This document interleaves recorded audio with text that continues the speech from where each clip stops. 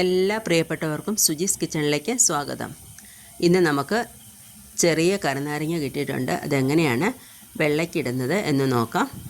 അതിനായിട്ട് വെളുത്തുള്ളി പൊളിച്ച് വെച്ചിട്ടുണ്ട്, കറിവേപ്പില, നാരങ്ങ ആവിയിൽ വേവിച്ച് അതിൽ നാലായിട്ട് മുറിച്ച് ഉപ്പും മഞ്ഞൾപ്പൊടിയും ഉലുവാപ്പൊടിയും കൂടെ ചേർത്ത് പുരട്ടി വെച്ചത്, പിന്നെ മഞ്ഞൾപ്പൊടി, കുറച്ച് ഉലുവാപ്പൊടി കൂടി വേണം, ഉപ്പ്, കായപ്പൊടി, വിനാഗിരി. ഇത്രയാണ് ഇതിന് വേണ്ട കാര്യങ്ങൾ.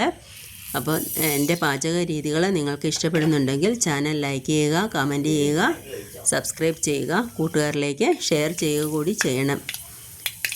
നമ്മൾ ഉരുളി അടുപ്പിൽ വെച്ചിട്ടുണ്ട്. അതിലേക്ക് എണ്ണ ഒഴിച്ചു. വെളിച്ചെണ്ണയാണ് ഞാൻ എടുത്തത്. ചിലർ നാരങ്ങ വാട്ടാൻ നല്ലെണ്ണ എടുക്കാറുണ്ട്. അത് നിങ്ങളുടെ രുചിക്കനുസരിച്ച് എടുക്കാം. ഇപ്പോൾ കടുക് പൊട്ടിയിട്ടുണ്ട്. അപ്പോൾ അതിലേക്ക് കറിവേപ്പില ഇട്ടു. അതിൻ്റെ കൂടെ നമ്മൾ പൊളിച്ച് റെഡിയാക്കി വെച്ചിരിക്കുന്ന വെളുത്തുള്ളി ഇട്ടിട്ടുണ്ട്. അപ്പോൾ അത് നന്നായിട്ടൊന്ന് വഴറ്റിയെടുക്കാം.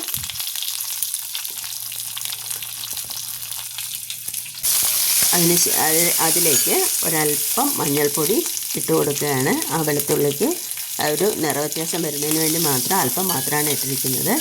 അതിലേക്ക് നമ്മൾ കഴുകി വൃത്തിയാക്കി എടുത്ത കാന്താരി മുളക് കൂടി ചേർത്ത് കൊടുക്കുകയാണ്.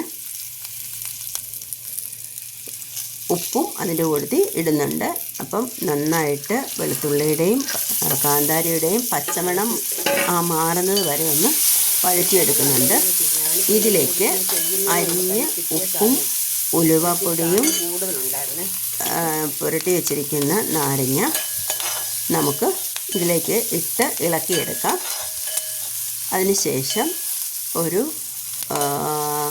3 ടേബിൾ സ്പൂൺ വിനാഗിരി കൂടി ഇതിലേക്ക് ഒഴിച്ചു കൊടുക്കാം. പിന്നെ